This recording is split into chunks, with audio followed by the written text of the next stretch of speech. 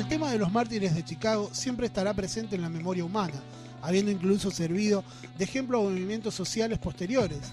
No podemos olvidar, por ejemplo, que en 1968, cuando decenas de miles de jóvenes participaron en la imponente manifestación del silencio, lo hicieron haciendo encabezar aquella marcha con una manta en la que se leían las palabras expresadas por Augusto Espies al pie del patíbulo. Salud, en tiempos en que nuestro silencio será más poderoso que nuestras voces, que hoy sofocan con la muerte. Y tras aquella manta portadora de tan severa frase, tan solo se escuchaban los pasos de decenas de miles de personas congregadas en aquella manifestación. Buenos Aires, 1 de mayo de 1904. Ya se acercan. Son las columnas anarquistas. Vienen con sus banderas rojas y negras, sus estandartes con los nombres de sus gremios. Panaderos, marmoleros, carreros, carpinteros. El movimiento obrero en favor de la reducción de la jornada de trabajo comenzó en América del Norte a principios del siglo, en los centros industriales de aquel extenso territorio, ya que en 1803 y 1806, respectivamente, se organizaron los carpinteros de Rivera y los carpinteros de construcciones urbanas de Nueva York. De día en día fue haciéndose más consciente el movimiento obrero y a la vez más revolucionario, que no en vano luchaban los trabajadores y adquirían de la realidad experiencias dolorosas. El primer Congreso Obrero se celebró en Nueva York el 12 de octubre de 1845 y en él se acordó la organización de una sociedad secreta para apoyar las reivindicaciones del proletariado americano. Grandes huelgas de los empleados de ferrocarriles en 1877 fueron al comienzo indudables del conflicto entre el capital y el trabajo.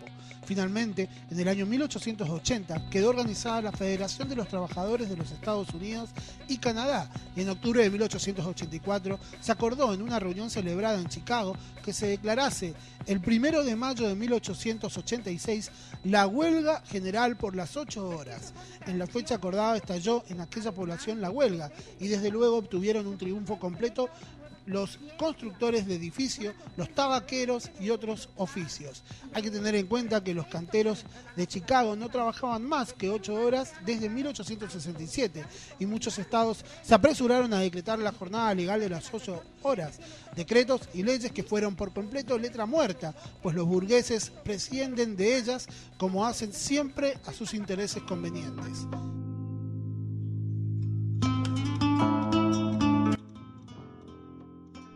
El 1 de mayo, miles de trabajadores abandonaron sus faenas y proclamaron la jornada de 8 horas. La Unión Central Obrera de Chicago convocó un mitin al que asistieron 25.000 personas.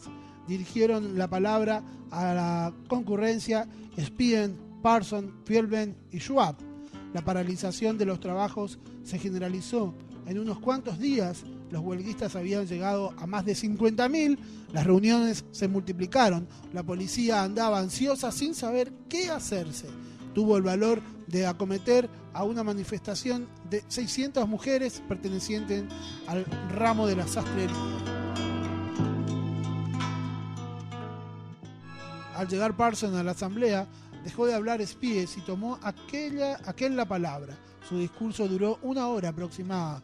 La asamblea se celebró en el medio del orden más completo, hasta el punto de que el mayor de Chicago, que asistía a la asamblea con propósito de disolverlo, si era necesario, lo abandonó al concluir de hablar Parson, avisando al capitán Bonfield que diera las órdenes oportunas a los puestos de policías para que se retiraran las fuerzas a sus casas.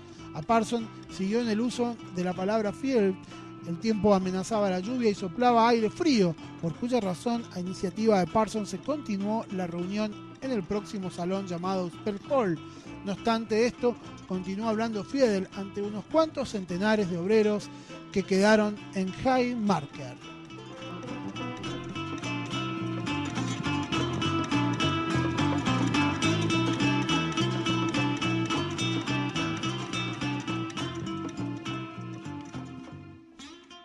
Terminaba ya Fiedel su discurso cuando del puesto de policía inmediato se destacaron en formación correcta y con armas preparadas unos 180 policías. El capitán del primer cuerpo había ordenado que se disolviese el mitin, y sus subordinados, sin esperar a más, fueron avanzando en actitud amenazadora. Cuando era inminente el ataque de la policía, cruzó el espacio un cuerpo luminoso que, cayendo entre la primera y segunda compañía, produjo un estruendo formidable. Cayeron al suelo más de 60 policías heridos y muerto, uno de ellos llamado Digan. Instantáneamente la policía hizo una descarga cerrada sobre el pueblo y este huyó despavorido en todas las direcciones, perseguidos a tiros por la policía. Muchos perecieron y quedaron malheridos en las calles de Chicago. Los burgueses, en el periodo culminante de excitación, habían perdido la cabeza. Impulsados por el frenesí de terror, empujaban a la fuerza pública a la matanza. Se prendió a los obreros a derecha e izquierda. Se profanaron muchos domicilios privados y se arrancó de ellos a pacíficos ciudadanos sin causa alguna justificada. Los oradores de Haymarket, a excepción de Parson, que se había ausentado, fueron detenidos. Los que se habían significado de algún modo en el movimiento obrero fueron perseguidos y encarcelados. El periódico Albert Twin fue suprimido y todos sus impresores y editores detenidos. Las asambleas obreras fueron prohibidas y disueltas. Después se hicieron circular los rumores más absurdos y terroríficos de supuestas conspiraciones contra la propiedad y la vida de los ciudadanos. La prensa capitalista no cesó de gritar: «¡Crucifíquenlos!». Así fue bruscamente interrumpido el movimiento por las 8 horas de trabajo. La policía entregó a un misterioso y significativo silencio, a la par que hacía circular la especie de que tenía ya las pruebas más evidentes contra los perpetradores del crimen de Haymarket. A consecuencia de los sucesos que acabamos de reseñar, se inició el correspondiente proceso. El día 17 de mayo se reunió el gran jurado.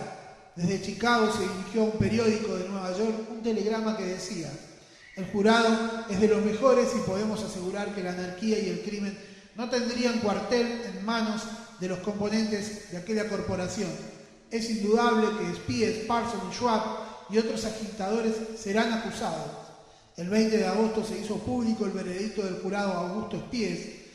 Miguel Swank, Samuel Fieber, Albert Parson, Adolfo Fischer, George Engel y Louis Link fueron condenados a muerte. Oscar Nibby a reclusión por 15 años. 8 hombres fueron condenados por ser simplemente anarquistas y condenados 7 de ellos a muerte en la libre y feliz República Federal Norteamericana. He de ahí el resultado final de una comedia infame en la que no hubo procedimiento digno, a que se apelase ni falsedad ni perjurio, que no se admitiese. He ahí las ventajas que los trabajadores pueden esperar de las repúblicas. He ahí la demostración evidente de que la lucha de clases se sobrepone a la lucha política.